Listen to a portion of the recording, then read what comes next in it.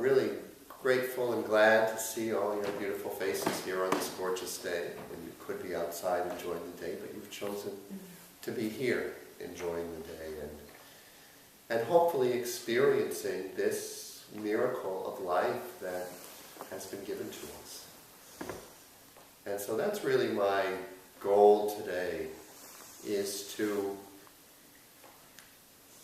open us up to this experience right here, right now, of life. And I'd like to start with this amazing little things, and I've got Jesus right here with us. Teacher, which is the most important commandment in the law of Moses? So Jesus replied to this question, you must love the Lord your God with all your heart, all your soul, and all your mind. This is the first and greatest commandment. A second is equally important. Love your neighbor as yourself. The entire law and all the demands of the prophets are based on these two commandments. So in a sense, it brings the entire Bible, all the teaching, down into this simple statement. That our job or our goal or our intent is to love the Lord as ourself and our neighbors, the other people. And so what does that mean? How do we do that?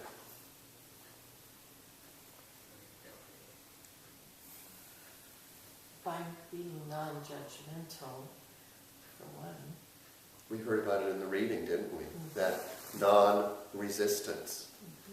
Mm-hmm. And I was surprised because the last 2 or 3 talks that I gave, I didn't say our main tenet of unity, which I usually always fit that into the talk. So since we've got some new people here today, our belief, and you heard it in what we read at the beginning, there is one power and one presence active in the universe and in my life, God the good, omnipotent.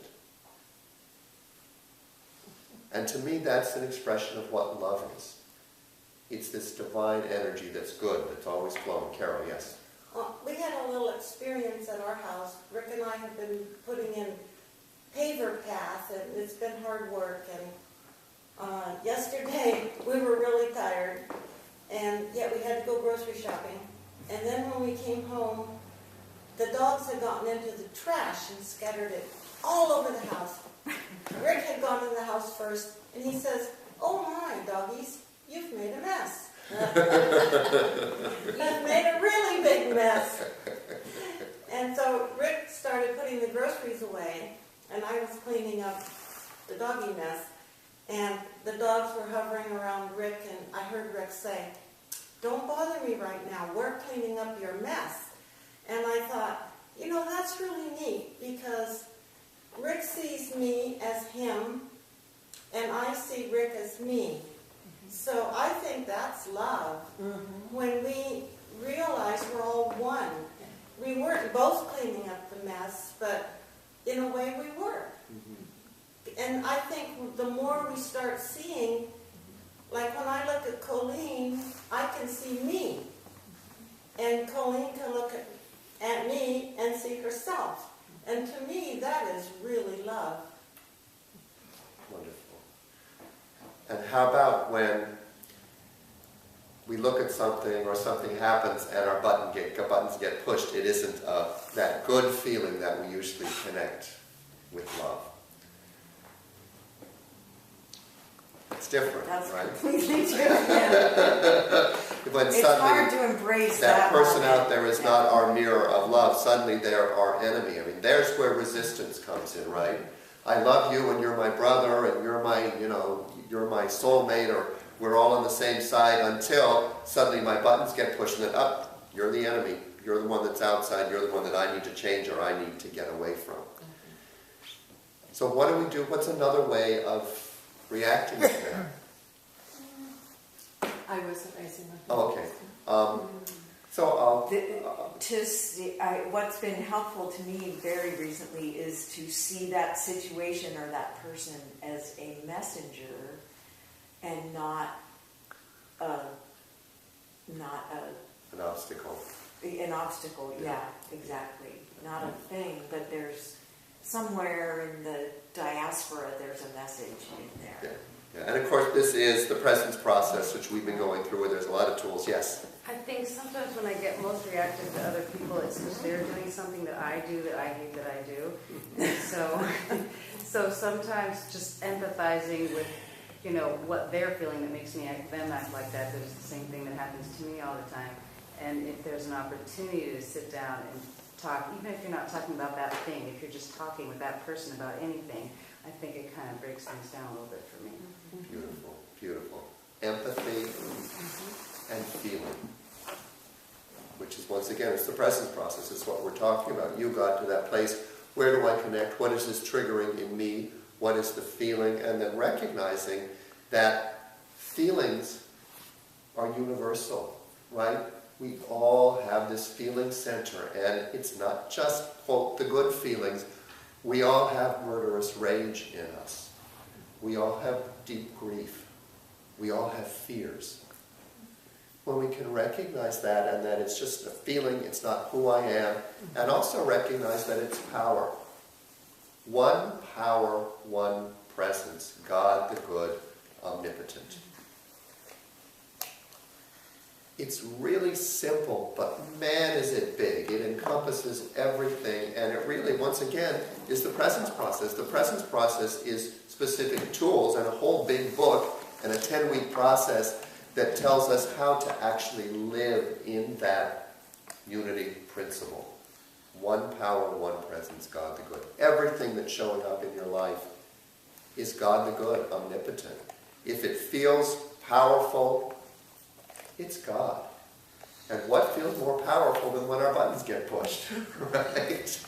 Wow. It's an energy that suddenly is awakened within us. And what we do, because it's an uncomfortable energy, we want the feeling to go away, so we try to fix what's out there. We either throw that person out of our lives or make a decision, well, I'm just never going to offer that person that again. I'm never going to open my heart to that person. Oh, sure, I'll be friends and I'll show up, but... Right? How many of us have done that? And usually with the people that are closest to us, right? I find myself doing it to my partner regularly during the week. Well, okay, there it is again. All right. I'm just... And But I'll add, yes. You're going to do it cleverly enough that they'll not really know what you're doing. Oh, of course. They'll think you're the same and you're just fine. Right, that's the trick. How good can I get at being inauthentic? At not being real in my life? And then we pat ourselves on the back for that. I found myself this past week, and he talks about that in here, when the presence starts happening, one of the clearest indications that you're really in the present is a sense of gratitude that is really unearned. In other words, just gratitude that's just there for being there.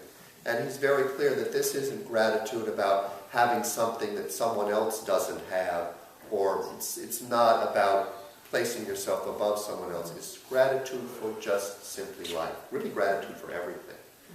And I had a couple of experiences this past week of feeling gratitude in the middle of feeling humiliation. Totally humiliated. You know, one of the main things that we try to avoid, and I've shared this before, that as you explore the word humiliation, human, humble, humility, they are all in there. They're very powerful human experiences. And they're thought of as positive, and yet humiliation is something that we all try to avoid. And what is humiliation, if you think of it? It's about being seen fully, vulnerably, before you're ready. At least that's when I explored it, that's what it meant for me. It meant really being seen truthfully, not the false image that we want people to see, we want to create, but people really seeing our naked self. It comes up when your buttons get pushed, and that's usually very often why your buttons get pushed, because someone's triggered you, and suddenly you're exposed. There you are before you were ready. And as I have given myself the right to explore it as God the Good Omnipotent, it's very powerful. My hands tingle, my scalp starts to sweat, my face turns red. And when I'm just with the experience of it, I can feel that it's an energy moving through me. Something is being released that is allowing me to be more present in the moment without judgment of myself. Of myself. And isn't that what really allows us to open our hearts to other people? When we see their foibles, their places where they maybe didn't want to be seen, and we go, oh yeah, they're just like me. We can see that softness, that place where we don't know, that we're all just little baby gods trying to figure out this thing that we've created with Divine Spirit that's moving through us. And that's another really important aspect of what Unity teaches, is that God is within us. He is active in the universe, moving through us as us. So our unique individual expression is God blossoming into the flower that we are. We saw that beautiful rose blossoming. And yes, all those red roses look the same, and yet each one of them was different and opened and expanded in its own way. And we as human beings are beyond that. We are the cutting edge of consciousness moving into this physical world. Aware of ourselves, aware of our past, aware that there's a future. What would you say is the most important invention in humanity? The most important invention. I came up with two as I was meditating this morning. And anyone, I'll give you a hint, anyone who watched that special on the cosmos that came out last week? Is that part of Well, that's a hint that might get you there. All right, well, what I came up with was, number one, the telescope. Gave us the ability to see, changed our whole view of the world. We weren't this tiny little world that everything revolved around. We were just a part of this vast, vast, endless cosmos. And then the other one that came up pretty quickly after that was the microscope. Is that what you said? Yeah. Which allowed us to see that as we go in to this physical matter, it's also endless. It's also another universe. And so that brings me to my next question. What's our most powerful or important spiritual tool? meditation? Or invention? Meditation. I was going to say, my word was insight, which I think in a way is more powerful because we all have a concept around meditation. We think that meditation is sitting only with our eyes closed. But insight is something that we can always have, and it means the ability to look within in each moment and say, what's going on in me? We did it with the chakra meditation this morning, where we went through and identified these different, what I call them, inner senses, where we're reading our inner connection with this energetic thing that we're creating. And what I discover through that insight is the outside world and the inside world is not separate. We're intimately connected. They feed each other. All right, so I want to get to some of my quotes because I can go on and never get to them. So we're going to start. We've got our presence process here, but I realize that everything I'm talking about today is from the Tibetan yogas of dreams and sleep. And that's one of the gifts of this spiritual journey for me, is that all these different things are saying the same thing. The Bible, the presence process, the Tibetan Buddhists, the Hindus, the Muslims, they're all saying so much of the same thing. One power, one presence, God the Good Omnipotent, whether they call it God, or Muhammad, or the Atman, many different words for it, but it's that thing that connects us all. That really proves that there is no separation. We all are connected.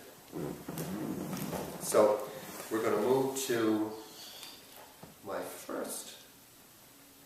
In Tibet, new leather skins are put out in the sun and rubbed with butter to make them softer.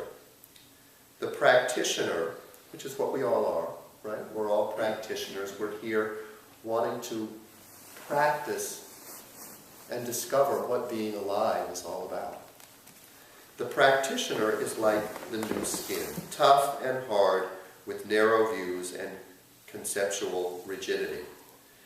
The teacher, or the teaching, is like the butter rubbed in through practice. And the sun is like direct experience. When both are applied, the practitioner becomes soft and pliable. But butter is also stored in leather bags. When butter is left in a bag for some years, the leather of the bag becomes as hard as wood, and no amount of new butter can soften it. Someone who spends many years studying the teaching, intellectualizing a great deal with little experience of practice, is like that hardened leather. The teachings can soften the hard skin of ignorance and conditioning, but when they are stored in the intellect and not rubbed into the practitioner with practice and warmed with direct experience, the person may become rigid and hard in his intellectual understanding. Then new teachings will not soften him, will not penetrate and change him. We must be careful not to store up the teachings as only conceptual understanding, lest that conceptual understanding become a block to wisdom. The teachings are not ideas to be collected, but a path to be followed. So to me, that's why it's so important to have new teachings like the presence process, or like Byron Katie's The Work, or like Eckhart Tolle's information, and even more important, like life itself. Isn't that the most important teacher? And it's those struggles, those things that don't go the way you think they should. That's a new teaching. We get caught in routine in life, we think it's this way, then something comes up and doesn't go the way we should, and we get all mad and we resist. It's not that we shouldn't get all mad, but we should feel the madness. Say, I'm angry, what's going on here? Feel it. Breathe into it. Allow it. Allow life to be your teacher. Allow the discomfort. Because that basically is taking you outside your comfort zone and allowing you to become more. Any questions or anything come up around this as we're moving forward? I'm going to move to my next quote. So here we go back to what I'm really focusing on today, which is feeling. Which is being able to really honor that is our relationship with God. When Jesus talked about, the experience of love, the most important thing is to love God and love thy neighbor as thyself. How do we experience love? Feeling. Feeling. It's not a thought, it's not a concept. And so very much that's what the presence process is teaching us to do. It's teaching us to invite in those things that push our buttons, and rather than trying to mentally come up with an idea that makes you feel better, reprogram it, reframe it, or else try to go and jump out there and fix it, which I'm sure we've all spent a lot of time trying to do that. So much of our motivation in life is how do we make this feeling go away? Even as Valerie brought up a number of months ago, that phrase which I keep using, that mythic urgency that's always hanging over our head. Well, I got this done, now I got to do that next thing, and we keep doing and doing and doing, hoping to get to that place where we can feel like we got it all done, and then we can stop and breathe. What if we could stop and breathe right now? And in a sense, that's what the presence process is teaching us to do. That mythic urgency is an unresolved feeling that we haven't been able to sit with.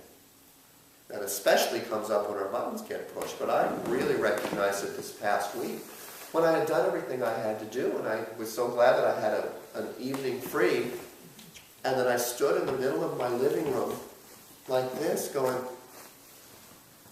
here's my evening free, what do I want to do? And I realized all the things that I wanted to do were all about avoiding just standing there. And I stood there for 20 minutes, just feeling this feeling that was pushing me to do something, and I wasn't doing it. And I looked around at my living room and was in it for maybe the first time. And tears came to my eyes. And I sat and just really had a moment to feel the life that I had created. This community popped into my mind. My partner, I looked around at so many things that reflect him, knew that he was coming home later, but knew that, this was this moment. And I was there and I was present. And I thought, Michael Brown, thank you. The present process. It would not have happened, but I had been just what it talks about here in the Tibetans. I had been practicing these spiritual concepts that I've been talking about for years. For years. And I'm feeling it right now, in this moment. And I didn't plan to talk about this, right? This is what came up in the moment from being present and feeling your energy. So, the way we experience what Christ had talked about, loving God, the most important spiritual practice we can do, he said, take everything that the prophets have taught, that is the most important, to love God. Second, and just as important, to love the self and your neighbors as God. So it's really to see that everything in life is God. The dishes that you're washing, which also came up this week as I hit that place in the center of my living room, I began finding that experience coming up again and again. Washing my dishes, just recognizing that the dishes that I got from my mom, that someone had created the clay and sat there and painted the dishes, and that my mother had washed them again and again as I was doing, to feel that in that moment as the sun was coming in through my kitchen window. To honor that each and every piece of this universe is God. To actually be in that place, wouldn't it change your quality of life? Wouldn't it allow you to be more present in each moment? And you put on a piece of clothing, recognizing that someone made that clothing so you could wear it and feel their energy. Feel that everything in our life is reminding us of God, the good omnipotent, and of our connection with everything. And when you apply that to the teachings, I think this is important. Instruction through symbols and metaphors, which is so much how we have to learn, right? Because words are a symbol of something else. And all the teachings and all the words and all the metaphors are designed to bring us back to the feeling. Why is art and poetry and music so important and powerful to us? Feeling. Gives us a feeling. It brings us into the present moment so we can experience it. Instruction through symbols and metaphor is the most powerful way to communicate spiritual teaching in language. But it is a use of language one must understand. But it is a use of language one must learn to understand. Often I find that students encounter difficulties with metaphor, so I wanted to add this note about how best to work with metaphors and symbolic images. Using language to evoke sensory experience is more useful in the teaching than our explanations confined to abstract and technical concepts. Although the real experience cannot be communicated easily in any language, images used in a teaching help when they are perceived by more than just the rational mind. What he's talking about here is the chakras, these other senses. When you feel it in the gut, when it gives you a tingling sensation, when you take that breath. An aha moment is an aha moment because we breathe it into the body, right? We feel it in the solar plexus. It's not just a intellectual understanding, it's a physical experience. These metaphors are to be experienced as are the images of poetry. They are to be mulled over, pondered, experimented with, and integrated into experience. For instance, when we hear the word fire, we may pay little attention, but dwelling on it, allowing the image to emerge from behind the word, we see fire. We know the heat, because we all know fire as more than a conceptual abstraction, because we have all watched flame and felt the heat on our skin. The word evokes a magical, sensual experience. A fire burns in our imagination. So let's all imagine the sun right now. That sun up in the sky on a warm day. And let's put our hand on our solar plexus. Now there's some reason that somebody in the past called this the solar plexus. And it's no coincidence that this is where we feel our feelings and this is where our willpower exists. So the sun and its heat, which gives life to every living thing on this planet. Imagine it existing within us in our solar plexus and speaking to us through our feelings.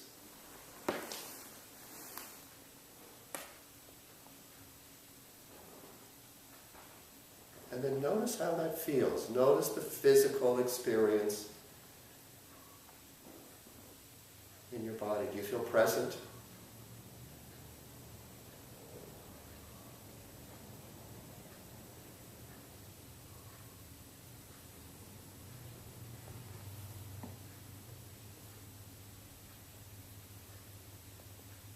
Can you imagine a fire there?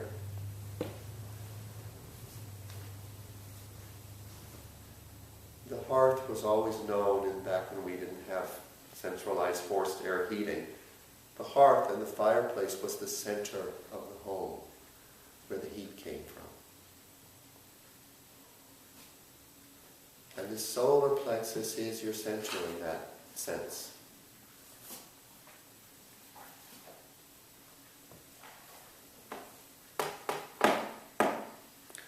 And from that solar plexus, I'm going to take you into a deeper place. It's the place that we go to every night in sleep. And sleep is one of those human needs. We need to sleep. If we don't sleep, we can't stay in these bodies. Sleep is a place of deep trust and faith, right? We close our eyes and we let go and we trust that somehow everything's going to keep going and we can wake up the next day. Sleep is literally falling into the arms of spirit. Spirit beyond intellectual concepts, beyond the duality, beyond the observer and the observed. When you fall into sleep this week or tonight, I invite you to take a moment to remember that with deep faith and trust, you are falling into the arms of Spirit. Invite the healing that comes in, that naturally happens.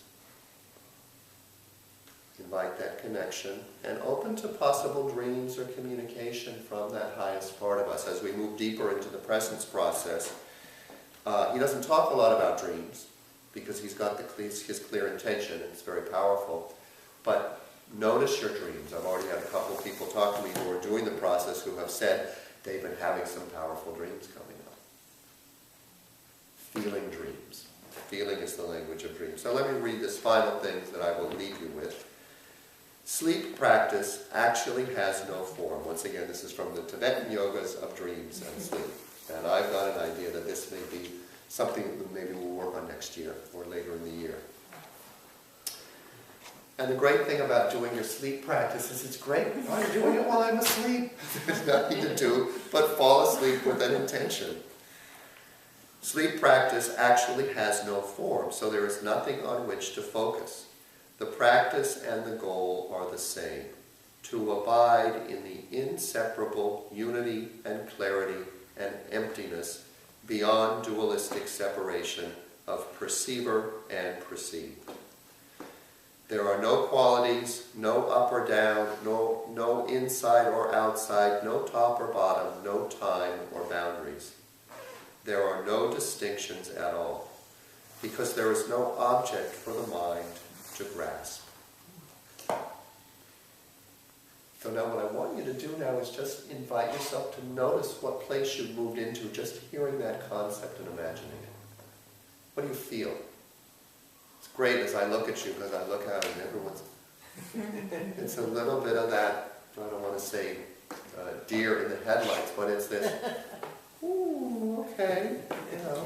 Well, I was inspired to think about a recurring dream I have sometimes, which is myself in a driverless car on a freeway. And so the idea of not doing anything and just asking, and usually I get very frightened in these dreams.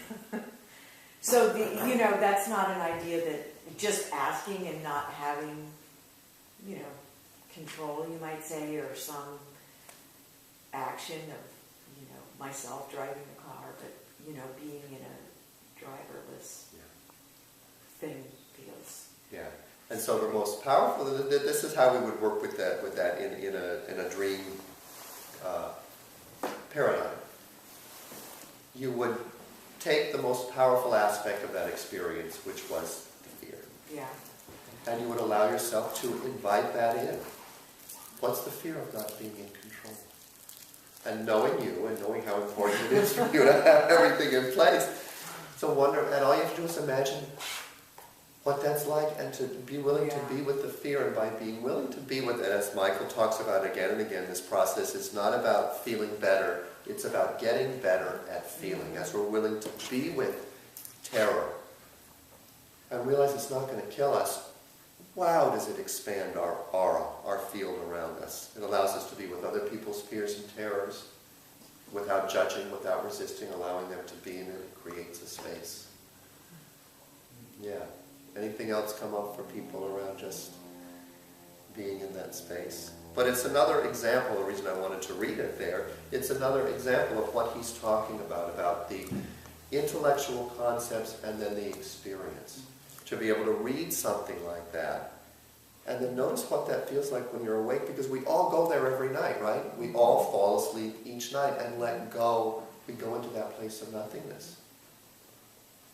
But we don't do it consciously. So much of our spiritual practice is simply about being conscious, about waking up to what's really here. Letting go of those unconscious things that drive us, those feelings we're not willing to feel, and just allow.